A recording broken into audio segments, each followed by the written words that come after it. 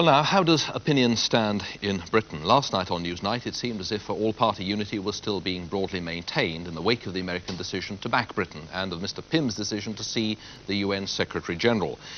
Today's bombing and the subsequent fighting, of course, has been prompting a further review of where the parties stand. This is how it looked a bit earlier in the day. Dennis Healey, Labour's Foreign Affairs spokesman, backed the attack on the airfield, provided it was an attack on military targets only. He added he still believes military means alone can't solve the dispute. David Owen for the SDP was even more fully behind the government's strategy of using all means to bring Argentina to the negotiating table. We now need steady nerves and determination, he said. Having willed the end, we must will the means. But Tony Benn MP, speaking for perhaps a sizable body of doubters, quoted today a letter from a Marine officer alleging that most of the men under his command don't want to fight over the Falklands. And Mr Benn noted that government support is rising as what he called a mood of jingoism spreads. So let's take a quick look at the picture the opinion polls now tell us of the state of public opinion. A week ago, over 3/4 of those polled approved the government's handling of the crisis. It was falling in midweek. In the Sunday Times tomorrow, the figure will be seen to have fallen to 70%.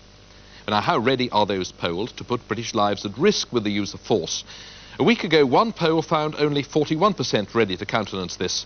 At the start of the week, another poll found a rise in this group to 58%.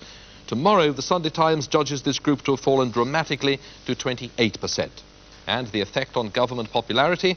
Well, thus far, the government's popularity has risen under the impact of the crisis, and according to tomorrow's Sunday Times poll, it's staying well ahead of the opposition. But what the polls do suggest is there is an underlying unease. Well, let's hear what the best political assessment this evening is about where we now stand. David Steele in Edinburgh, how alarmed are you about the fact that the fighting really does seem to have escalated today in a very significant way? Well, it may be significant, but I think it's inevitable. If the blockade is going to be made effective, then obviously action had to be taken against the airport at Stanley, and therefore we and the SDP are fully behind the government in that manoeuvre. I think they have got to explore the new diplomatic moves. Francis Pym going to see Secretary Haig and the Secretary-General of the UN is right, but it's got to be backed up by continuing military pressure, and that's what this is intended to do. Peter Shaw, do you feel that the attack on the airfield was justified and therefore that the subsequent fighting is somehow also well within what the government foresaw and has to accept as being inevitable?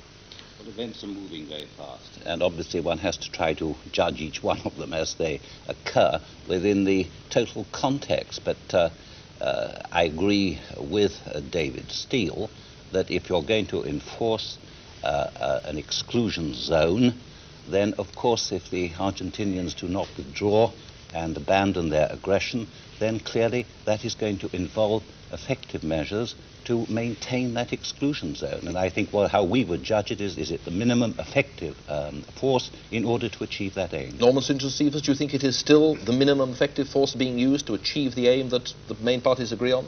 I think the British forces deserve our admiration and our pride for the way they have conducted this warfare with the minimum of casualties and with extraordinary skill.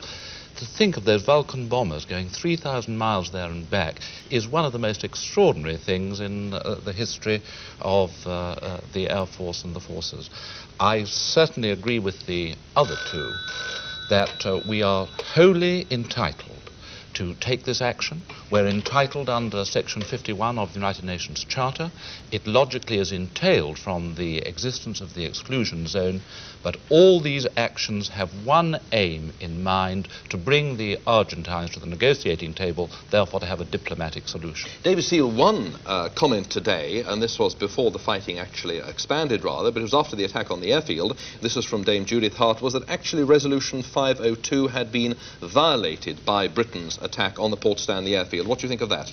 Well, there's a very narrow dividing line here. We have to remember that Resolution 502 does certainly require the Argentine forces to withdraw, and it also calls for a cessation of hostilities, and I think it's on that phrase that she has probably lit. But my interpretation, and I did discuss this in New York with the UN officials as well as with our own ambassador there, is that if we were to escalate the war against Argentina itself, then I think we'd be in breach of Resolution Resolution 502, but I cannot believe that maintaining a blockade to get the Argentinians off the Falklands could be in breach of 502. It's a very thin dividing line, but I think she's wrong. Peter Shaw, due to Article 51 and self-defence is where we take our stand, and that we haven't in any case breached 502, as Judith Hart says? I don't think we have breached 502. I think that we have taken, as I said earlier, the minimum effective measures to make that exclusion zone effective. And if the Argentinians, as they obviously do think that we have breached Article or Resolution 502, why then they have taken the necessary action, and we're only too pleased. We shall both therefore be seeing each other in the United Nations, and one hopes there will be the possibilities then of a much better negotiation. Of course, I mean, it's not just the Argentinians who say that, it is Dame Judith Hart. So you think she's wrong in her interpretation? Yes, I do think she's wrong. Norman St. Joseph's, the government has all along said it's pursuing a multi-track policy. Military pressure, economic pressure, diplomatic pressure. Given that there's been this escalation on the military side, military pressure has been escalated, what do you think the government should be doing on the diplomatic front at the same time? Well, I think what the government should be doing is what it's doing. I think the first essential is to coordinate action with the United States. The Foreign Secretary has gone there.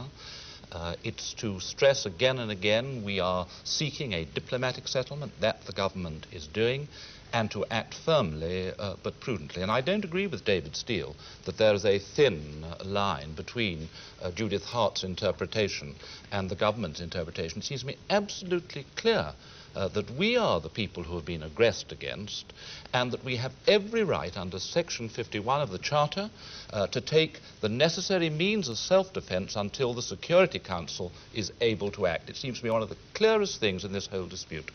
Norman St. Joseph's mentioned the question, David Steele, of negotiated settlements. Well, Mr. Hague gave us some details of the proposals he's put forward, which he said he understood the British government would at least consider. And they appear to concede a very great deal to the Argentinians. Would you have accepted those terms?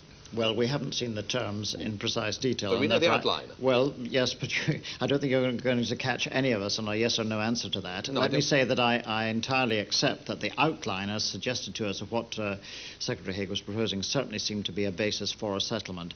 But you will remember he put it to the Argentine government first, and it was to them that, from them, an answer was required before it came to the British government. The British government never said they would accept them, but you asked me the question.